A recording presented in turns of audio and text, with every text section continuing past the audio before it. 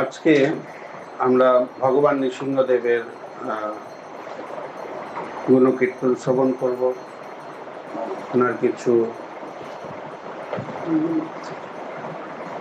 এমন কিছু কীর্তন আজকে শুনব যেগুলো আমাদের আনন্দ বিধান করবে। তো উনি ভক্তদের আনন্দ বিধান করবার জন্য এসেছিলেন। তো নৃসিংহদেব ভগবানকে চৈতন্য মহাপ্রভু যখন সাউথ ইন্ডিয়াতে গেছিলেন, তখন নৃসিংহদেব ভগবানকে দেখে একটা মন্ত্র উচ্চারণ করেছে। তা আমরা প্রথমে সেই মন্ত্রটা উচ্চারণ করবো সবাই। উগ্রং বীরং মহাবিষ্ণু জ্বলন্तं সর্বতোমুখম বিষ্ণুং বিষণং ভদ্রং মৃত্যু মৃত্যু নমঃ। জয় নৃসিংহ জয় নৃসিংহ, জয় জয় শ্রী নৃসিংহ। প্রহ্লাদেশ জয় পদ্ম মুখ পদ্ম ভিঙ্গাম। তো এই যে মন্ত্র, এই মন্ত্র চৈতন্য মহাপ্রভু নিজের মুখে এই শ্লোক আবৃত্তি করেছে। তো এই মন্ত্রই আমরা নৃসিংহদেবের প্রণাম মন্ত্র বলে জানি। তো আপনারা কারা কারা জানতেন চৈতন্য মহাপ্রভু এইটা করেছে? জানতেন না? তো যাই হোক, নতুন প্রাপ্তি হবে। তো চৈতন্য মহাপ্রভু দ্বারা সৃষ্ট এই শ্লোক। তো আমরা যখন বলি যে আরতি করবার সময় আমরা বলি নমস্তে নরসিংহায়, নমস্তে। তো নমস্তে কথার ব্যাখ্যা করেছেন আচার্যরা, নমস্তে কথার ব্যাখ্যা করেছেন। নমস্তে কথার ব্যাখ্যা কি, নমস্তে মানে কি?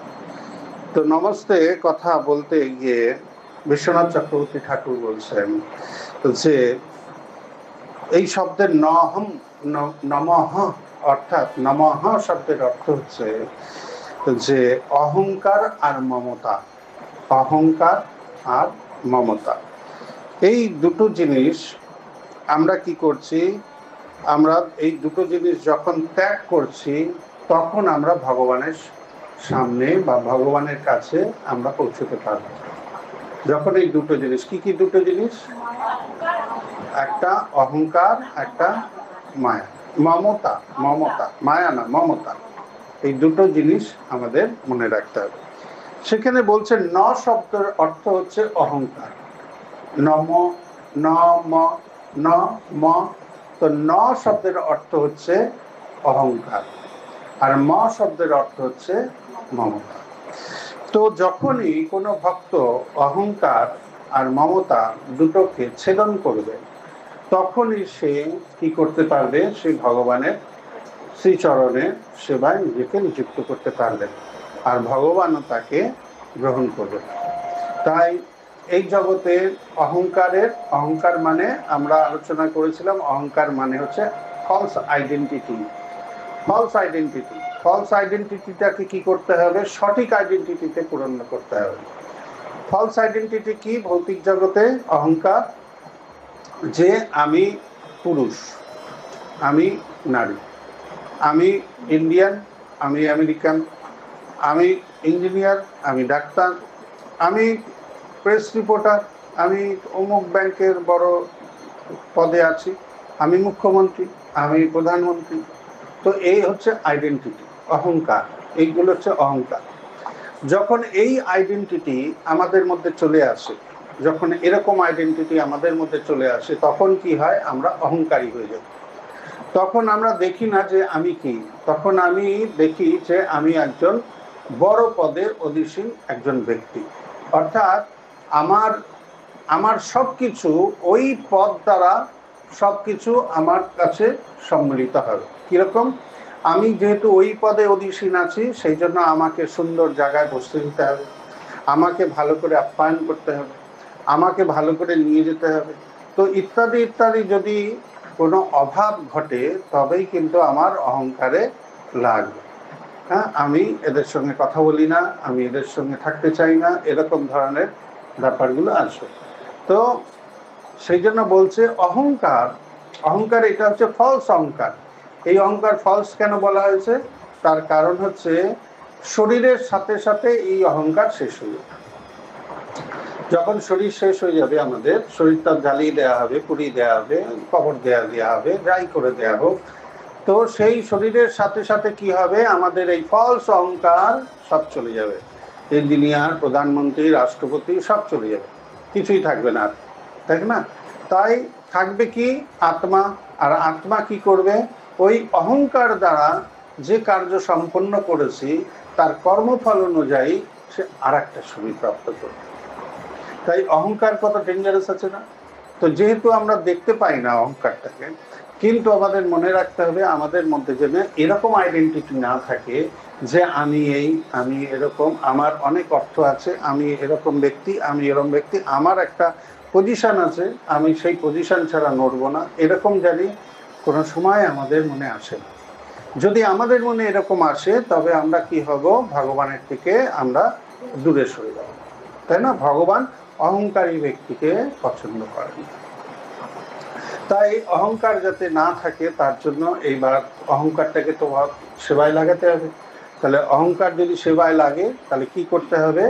আমি তখনই অহংকারী হতে পারি এই ভেবে যে আমি ভগবানের একজন ভক্ত, এটাই হচ্ছে আমার অহংকার। আমি ভগবানের একজন ভক্ত, আমি ভগবানকে সবসময় সেবা করছি, এটাই আমার অহংকার। আমি ভগবান ছাড়া কাউকে চিনি না, এটা আমার অহংকার। এটা হচ্ছে সঠিক অহংকার। আর আগেরগুলো কি ছিল? ফলস অহংকার, যেটা শরীরের সাথে সাথে চলে যাবে। কিন্তু এই অহংকার যদি আমার থাকে, আমি ভগবান ছাড়া আর কিছু চিনি না, ভগবানের সঙ্গেই আমার সম্পর্ক, তো মৃত্যুর পরেই এই অহংকার আমাদের ভগবানের কাছেই নিয়ে যাবে, এই অহংকারই নিয়ে যাবে। যেমন আমরা শুনেছি যে ভগবানের যে বহিরঙ্গা শক্তি, সেই শক্তি একটা অন্তরঙ্গা শক্তি, একটা বহিরঙ্গা শক্তি। তো অন্তরঙ্গা শক্তি আর বহিরঙ্গা শক্তি, অন্তরঙ্গা শক্তি কি করে? ভগবানের সঙ্গে যুক্ত করে। আর বহিরঙ্গা শক্তি কি করে? ভগবানের সঙ্গে বিচ্ছিন্ন করে। তো এরকম দুটো জিনিস আছে। তো দুটো শক্তি আছে, তো এটা করে। কিন্তু এই দুটো শক্তির পাওয়ার কোথার থেকে আসে? এই দুটো শক্তি কোথার থেকে শক্তি প্রাপ্ত হয়? ভগবানের থেকে, তাই না? তো শিল প্রভুপাদ আমাদের উদাহরণ দিয়েছেন যে একটা বিদ্যুতের লাইটের পয়েন্ট থেকে তুমি যদি তোমার পয়েন্টটাকে হিটারে দিয়ে দাও তাহলে সেটা অগ্নির মতো জ্বলবে। আবার ওই পয়েন্টটাকে খুলেই তুমি যদি ফ্রিজের সঙ্গে যুক্ত করে দাও সেটা ঠান্ডা হয়ে যাবে। তাহলে একই পাওয়ার কি করছে? দু রকমের কাজ করছে। তো ভগবানেরই পাওয়ার কি হচ্ছে? একজনকে কি করছে? এই ভৌতিক জগতে বন্ধিত করছে, আর একজন কি করছে? ভৌতিক জগতে বেরোনোর জন্য, যদি কেউ বেরোতে চায় তাকে সাহায্য করছে। তাই মায়া শক্তি যেরকম ভাবে আছে, আর বহিরঙ্গা শক্তি আর অন্তরঙ্গা শক্তিকে যেভাবে বলা হয়েছে শাস্ত্রে, তো সেইভাবে আমরা যদি দেখি তো এরকম জানি আমাদের মনে না হয় যে মায়া শক্তি আমাদের ভগবানের থেকে বিচ্ছিন্ন করে দিচ্ছে, এরকম না। মায়া দেবী আমাদের ভগবানের থেকে বিচ্ছিন্ন করছেন না। যারা ভক্তি করতে চাইছে না তাদের মায়ার জগতে উনি আটকে রাখছেন মাত্র, যাতে উৎপাত সৃষ্টি না করে যারা ভক্তি করছে তাদের উনি এটা করছেন। তো উনি এটা কখনোই করছেন না যে আমাদের উনি ভক্তিতে বাধা দিচ্ছেন না। উনি মাঝে মাঝে আমাদের একটু করে পরীক্ষা নিচ্ছেন মাত্র, যে সত্যিই কি আমরা ভগবানের ভক্তি করছি না করছি না, সেটা উনি টেস্ট করে দেখছেন।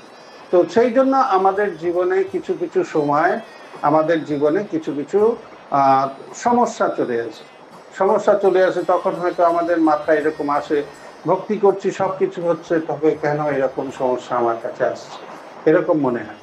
তো এই জগতে দুটো জিনিস মাথায় রাখতে হবে, দুটো জিনিস কিরম মাথায় রাখতে হবে? একটা জিনিস মনে রাখতে হবে, একটা আমার ইচ্ছায় চলবে, আর একটা কৃষ্ণের ইচ্ছায় চলবে। যদি আমার ইচ্ছায় চলছে না, তাহলে কার ইচ্ছায় চলছে? তাহলে ক্ষতি কি মেনে নিতে ক্ষতি আছে? তাহলে যদি বিপদ আসে বা কিছু আসে, তাহলে এত সমস্যা কিসের, এত ভয় পাওয়ার কিছু আছে? তো আমার ইচ্ছায় যদি চলছে না, আমি তো বিপদ চাইনি, কিন্তু বিপদ এসছে, তার মানে আমার ইচ্ছায় চলেনি, তাই না? আমার ইচ্ছা চলেনি, তাহলে ইচ্ছা কার? কৃষ্ণের। তো কৃষ্ণের যদি ইচ্ছা হয়েছে, তাহলে কৃষ্ণ তো নিশ্চয়ই আমার ভালোই চাইবে, তার জন্যই এই জিনিসটা এসছে আমার কাছে। তো উনি নিশ্চয়ই আমার ভালো চাইবে, আর আমার নিশ্চয়ই ভালো হবে। নিয়ে আমার জীবনে দুঃখ নিয়ে আসছে, বাড়িতে ঝগড়া, মারপিট, হই হাই, এইসব হচ্ছে, তাই না? তো সেই জন্য আমাদের কি করলেন, গুরু মহারাজ অ্যালার্ট করেছে। তাই সমস্ত সময় মনে রাখতে হবে, জানতে অজান্তে কোনো সময় জানি আমাদের অপরাধ না হয়। আর সব কথাই কথা বলতে হবে, কোনো মানে নেই, ঠিক আছে? সব কথাই যে কথা বলতে হবে, সব কথাই যে উত্তর দিতে হবে, এরকম কোনো মানে নেই যে উত্তর দিতেই হবে। যেটা আমার প্রয়োজন মনে হবে সেটা উত্তর দেবো, আর যেটা মনে হবে না সেটা উত্তর নাও দিতে পারি। কিন্তু এরকম না, উত্তর না দিলে এরকম জানি মনে না হয়, উত্তর দিতে পারছে না মানে ওর মানে বুঝতে পারছে না, বুঝলি তো, ওকে এমন যা দিয়েছি না গুছিয়ে, উত্তর দিতে পারছে। এটা ভাবলে কি হবে, আবার ওর চরণে অপরাধ। তাই আমাদের অপরাধের প্রতি খুব সুন্দর ভাবে নজর রাখতে হবে। একটু গতি মন্থর হয়, মন্থর হতে দিলে হবে না। আটকে রাখি, এই কুড়েমি করে যদি রেখে দিই, সেবা না করি, তবে কি হবে, আমরা আর ভগবত ধামে ফিরে যেতে পারবো না। তো যদি আমরা এই সেবাটা চালিয়ে যেতে পারি, আমাদের এই সেবাটা শরীর স্বাস্থ্য ঠিক থাকতে থাকতে, কারণ এরপরে তো আবার জড়াব্যাধিও আছে, জড়াব্যাধি আসবে, তখন তো করতে পারবো না অতটা। এখন যেমন দৌড়তে পারছি, তখন তো দৌড়তে পারবো না। তখন কি হবে, তখন সেবা স্টাইল অনেকটা কমে যাবে। তাই এখন শক্তি থাকতে থাকতে জানি আমরা লেজি না হয়ে যাই। আমাদের মনে হয় যেন যে আমাদের সেবাটা করা ভীষণ জরুরি, কারণ মাত্র 3 মাস 10 দিন আয়ু। এটা সবসময় খালি 3 মাস 10 দিন মাথায় রেখে চলতে হবে, তবেই হয়ে যাবে। তো এইভাবে 100 দিন, এরপরে চতুষ্কুমাররা যখন এইভাবে করলেন, তো কাশ্যপ মুনি আর দিতির গর্ভে কাশ্যপ মুনিকে বাধ্য করেছিলেন দিতি অসময়ে তাকে শরীর সঙ্গে করবার। যদিও কাশ্যপ মুনি বলেছিলেন যে দিতি এই সময়টা ভালো না, এই সময় শিবজি ভূত প্রেত সমস্ত সবাইকে নিয়ে ঘুরতে দেবে, আর এই সময় যদি তোমার গর্ভে কোনো সন্তান এসে যায়, তাহলে সেই আত্মা কিন্তু ভয়ঙ্কর আত্মা হবে, আত্মা প্রবেশ করে যাবে। তো দিতি কিছুতেই মানছেন না, তো বাধ্য হয়ে কাশ্যপ মুনি তার কথা রেখে। কিন্তু যখন তার গর্ভে এসে গেল হিরণ্যাক্ষ আর হিরণ্যকশিপু, সন্তান যখন ছিল দিতির গর্ভে, তখনই আকাশের যে সূর্যদেবকে গর্ভে ছিল, তাতেই আকাশের সূর্যদেবকে ঢেকে দিয়েছে মেঘ। ভেবে দেখুন, এত পাওয়ারফুল ছিল, এত দুষ্ট ছিল। তো কাশ্যপ মুনি তখন বলেছিলেন যে দিতি, তুমি যেটা করলে সেটা ভয়ঙ্কর হয়ে গেল, সেটা জনকল্যাণের জন্য প্রচন্ড ভয়ঙ্কর হয়ে গেল, এটা কল্যাণ তো হবে না, অকল্যাণ হয়ে যাবে, আর এরা অনেক উৎপাত করবে। তবে একটা সুখবর আছে তোমার জন্য, যে তোমার একটা নাতি, সে কিন্তু ভালো ভক্ত হবে, এইটা তোমার কাছে সুখবর আছে। আর বাকিটাই কোনো খবরটাই ভালো না, কারণ তোমার 2 ছেলে উৎপাত মাচিয়ে রাখবে এখানে। তাই হিরণ্যাক্ষের মৃত্যু হলো বরাহদেবের কাছে। হিরণ্যাক্ষের মৃত্যু হওয়ার পরে হিরণ্যকশিপু তার পরিবারকে সান্ত্বনা দিচ্ছে, তার পরিবারকে সান্ত্বনা দিতে গিয়ে বলছে, আরে তোমরা কাঁদছো কেন, শোক করছো কেন, শরীর নেই, আত্মা আছে। দেখুন, হিরণ্যকশিপু জ্ঞান দিচ্ছে। হিরণ্যকশিপুর অসুর, তো অসুরদের বলা হয়েছে সেই সময় অসুররাও অনেক জ্ঞানী ছিল।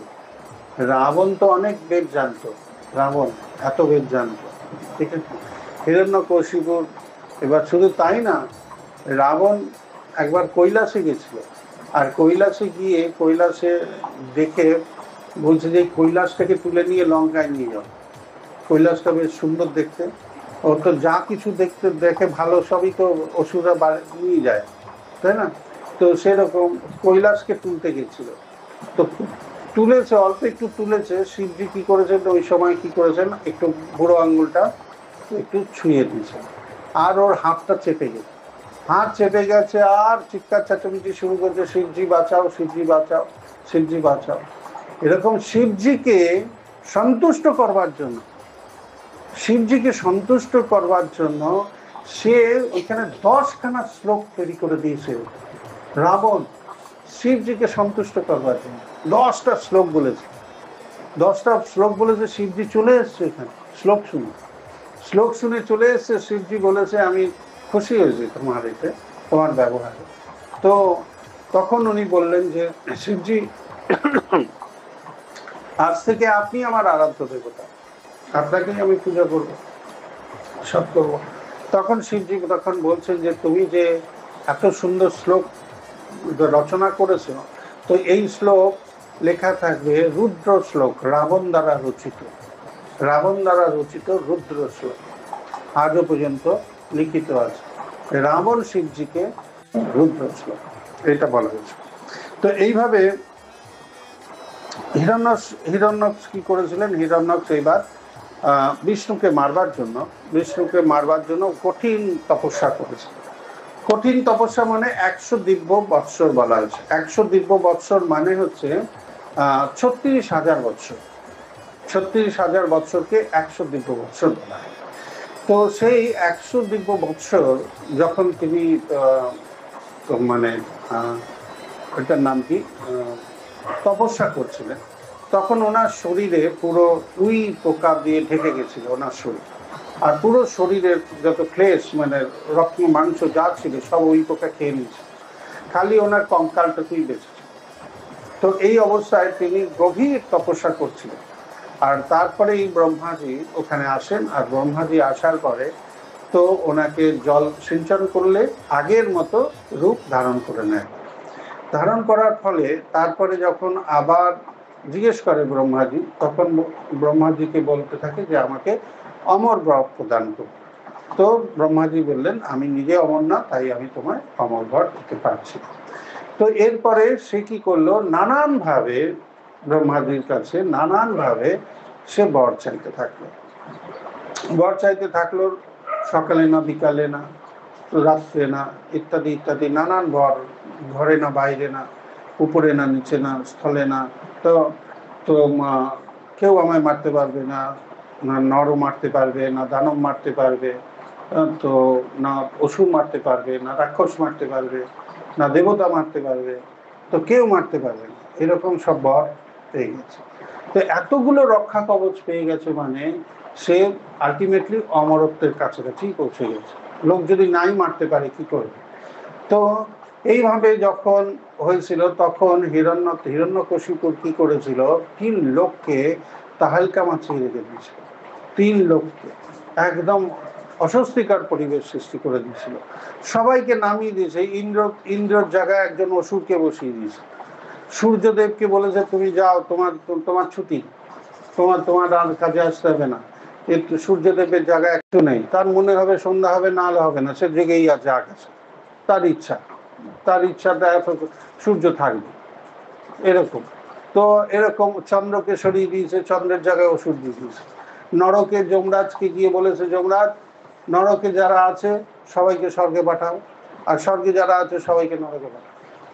তো উল্টো পাল্টা শুরু করে দিয়েছে, মানে একদম মানে যাচ্ছাটাই শুরু করে দিয়েছে। গরমকালে আম আসার কথা, তো গরমকালে শীতকালের ফল দিয়ে দিয়েছে। তো এরকম উল্টো পাল্টা সব করে প্রকৃতিকে একদম উল্টো পাল্টা করে দিয়েছে, এরকম অত্যাচার শুরু হয়ে গেছে।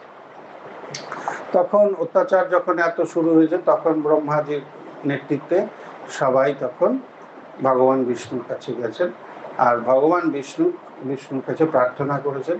ব্রহ্মাজি বলেছেন হে প্রভু কৃপা করে রক্ষা করুন, কারণ আমি বর দিয়েছি, আমি আর ওটাকে আউট করতে পারবো না, আমার পক্ষে সম্ভব না, যা করার আপনি করুন। তো এইভাবে ব্রহ্মাজির বর দেওয়ার ফলে, ব্রহ্মাজির বর দেওয়ার পরে তো হিরণ্যকশিপুর ভীষণ মারাত্মক হয়ে গেছিল।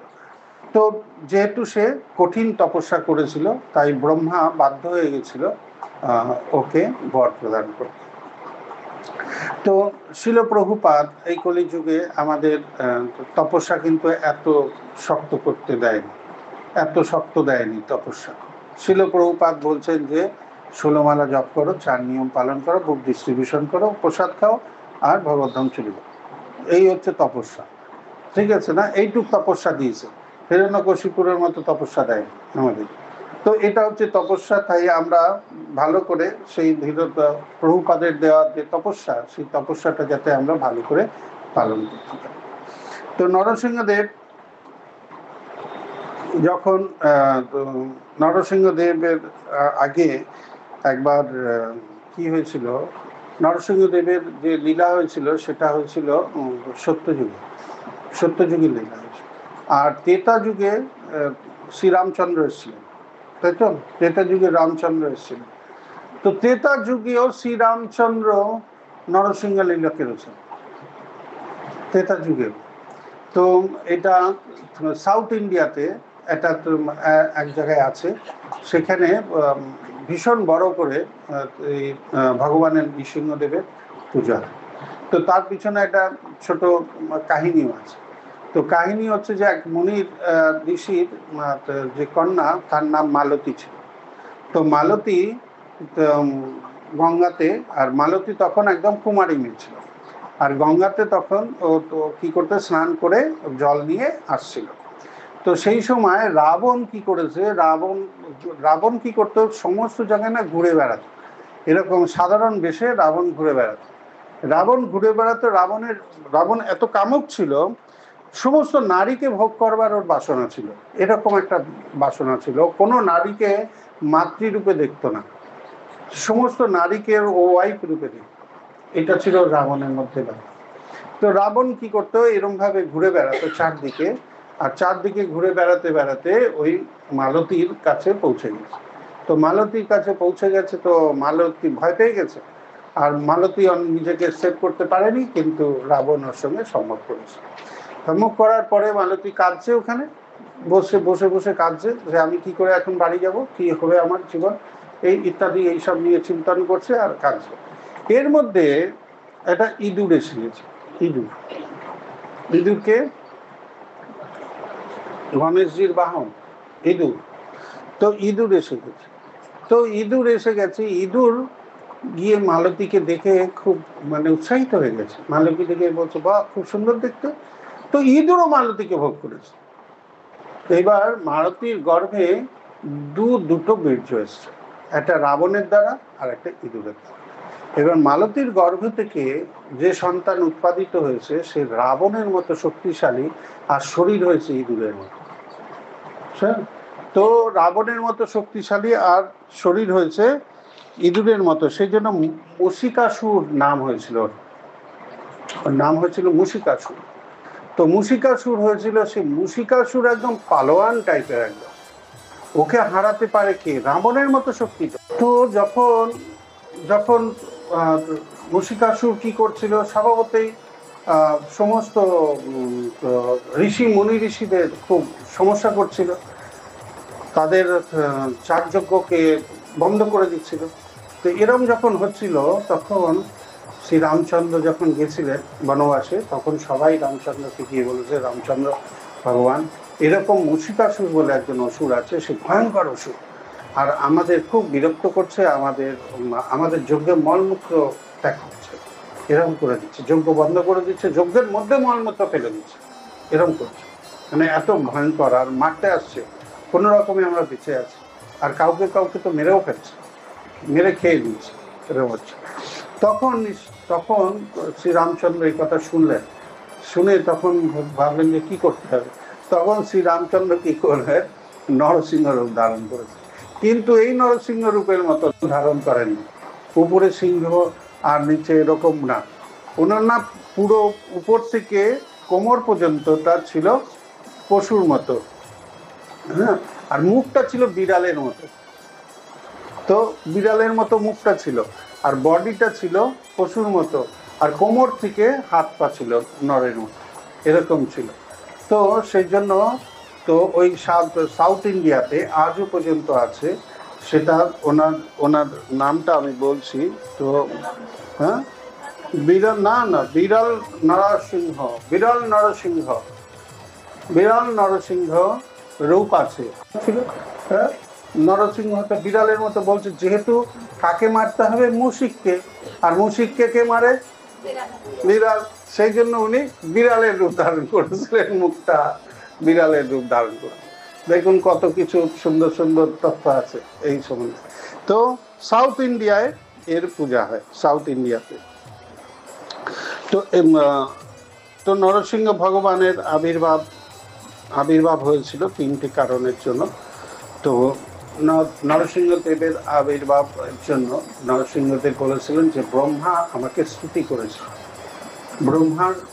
ব্রহ্মাকে রক্ষা করবার জন্য, কারণ আমাকে স্তুতি করেছিল, ও এত বর দিয়েছে, বর দিয়ে সমস্যায় পড়ে গেছে, তাই স্তুতি করেছিল, প্রভু আমি দিয়ে ফেলেছি, কিন্তু এতটা দেওয়া উচিত ছিল না, কিন্তু আমাকে আপনি রক্ষা করুন এখান থেকে। আর কে? আর প্রহ্লাদ মহারাজ তো স্তুতি করেই ছিলেন যে প্রভু আমাকে তুমি রক্ষা করো। আর কি দেবতারা গিয়ে ভগবানকে গিয়ে স্তুতি করে বলেছিলেন যে প্রভু তুমি যদি না আসো, আমাদের বনে বনে বনে বনে ঘুরতে হচ্ছে, কারণ আমাদের রাজ্যসভা চলতে দিচ্ছে না, আর আমাদের স্বর্গের মধ্যে প্রবেশ করতে দিচ্ছে না, আর পুরো প্রকৃতিকে ধ্বংস করে দিচ্ছে, আমাদের সমস্ত পথ থেকে সরিয়ে দিয়েছে, আর তাদের লোককে নিয়ে পদকে অসুররা গিয়ে সেই পদে অধিসীন হয়েছে, যার জন্য প্রকৃতি ধ্বংসপ্রাপ্ত হচ্ছে। তো এই জন্য এই তিনজনের কথা শ্রবণ করে নরসিংহদেব এসেছিলেন। তো বিশ্বনাথ চক্রবর্তী ঠাকুর বলছে দেখুন ভগবান কিরকম। ভগবানের রূপ হচ্ছে শ্যাম সুন্দরী, ভগবানের অরিজিনাল রূপ হচ্ছে শ্যাম সুন্দরী, তাই না? এই রূপেই সবাই ভগবানকে দেখতে চায়, কিন্তু ভগবান ভক্তকে রক্ষা করবার জন্য তো যে কোনো অবস্থাতে যে কোনো শরীর নিয়ে তিনি আসতে পারেন, মানে এরকম না, স্ট্যাটাস নেই যে আমি ভগবান, আমি কেন এরকম যাব, আমার কি দরকার আছে, আমি কেন যাচ্ছি, আমি কাউকে পাঠিয়ে দিচ্ছি মারার জন্য, কিছু করার জন্য। কিন্তু ভগবানের কিরকম মতি ভক্তদের প্রতি, যে তিনি তার স্ট্যাটাস ছেড়ে, শ্যাম সুন্দর রূপ ছেড়ে তিনি নরসিংহ রূপ ধারণ করছেন। বিশ্বনাথ চক্রবর্তী ঠাকুর বলছে দেখুন একজন ভগবান কোন স্তরে নেমে আসছেন তার ভক্তকে উদ্ধার করবার জন্য, ভক্তকে সেবা দেওয়ার জন্য। আর সেখানে আমরা ভক্ত যদি আমাদের কেউ কোনো বলে যে এটা করে দাও, না আমি যেতে পারবো না, আমি করতে পারবো না, আমার দ্বারা হবে না, আপনি আর অন্য কাউকে দেখেন না।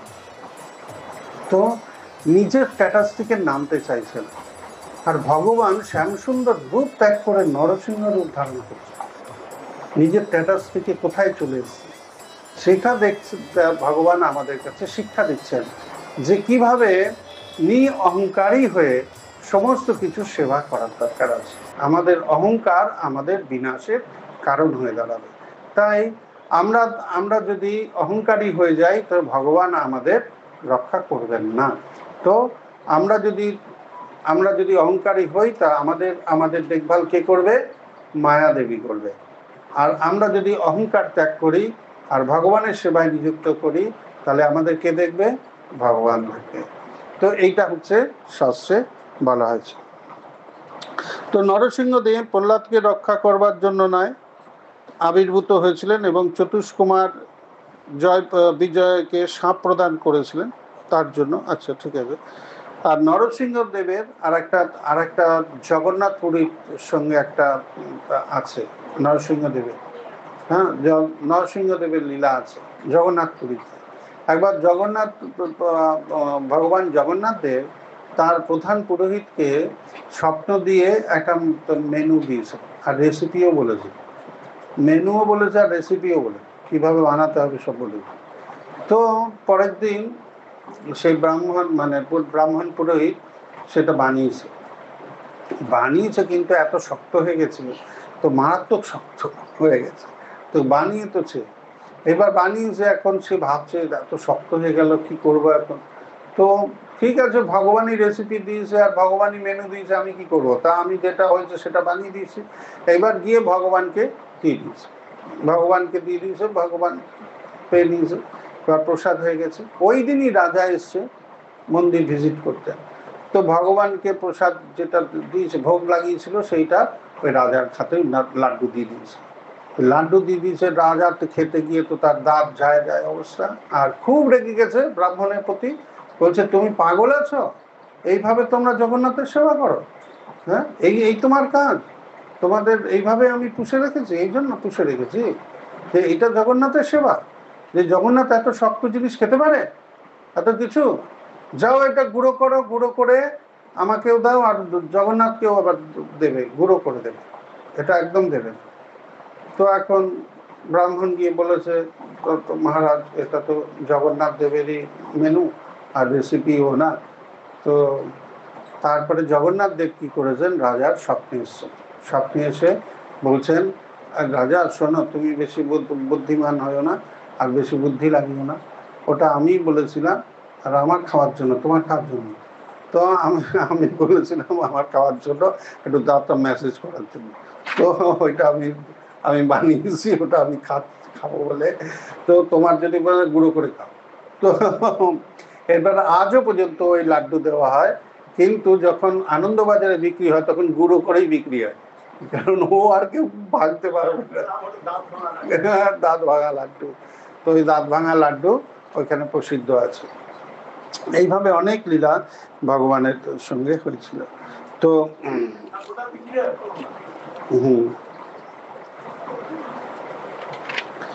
তো এইভাবে অনেক লীলা তো ভগবানের সঙ্গে হয়েছিল। তো একবার কি হয়েছিল, হুম হুম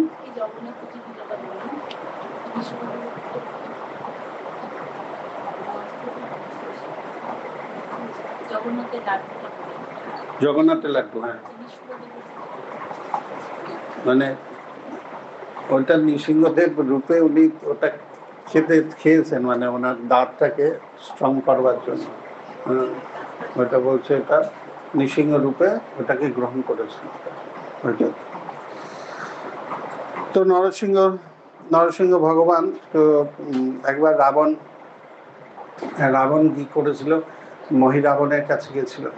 মহিরাবণ তখন রাবণের যুদ্ধ প্রস্তুতি চলছে। তো মহিরাবণের কাছে গিয়ে রাবণ জিজ্ঞেস করেছিল যে মহিরাবণ, আমার অনেক সোনার দরকার আছে, বুঝেছ, কারণ মনে হচ্ছে যে যুদ্ধটা অনেক দিন ধরে চলবে, তাই একটু সোনা টোনা যদি থাকে তোমার কাছে। তখন মহিরাবণ বলেছে, ঠিক আছে, কোনো অসুবিধা নেই। নিয়ে গেছে একটা জায়গায়, আর দেখছে বিশাল একটা তালের মতো সোনার ডেলা, বিশাল, মানে একদম পাহাড়ের মতো। তো বলছে যে তুমি এটা নিয়ে চলে যাও। তো রাবণ খুশি হয়ে গেছে, বলছে বাবা, মহিরাবণ তো খুব ভালো, তো আমি অল্প সোনা চেয়েছি, একদম এত বড় পাহাড় দিয়ে দিচ্ছে। তো রাবণকে বলেছে, তুমি এটা তুলে নিয়ে চলে যাও, আমার লাগবে না, তো এটা তুলে নিয়ে চলে যাও।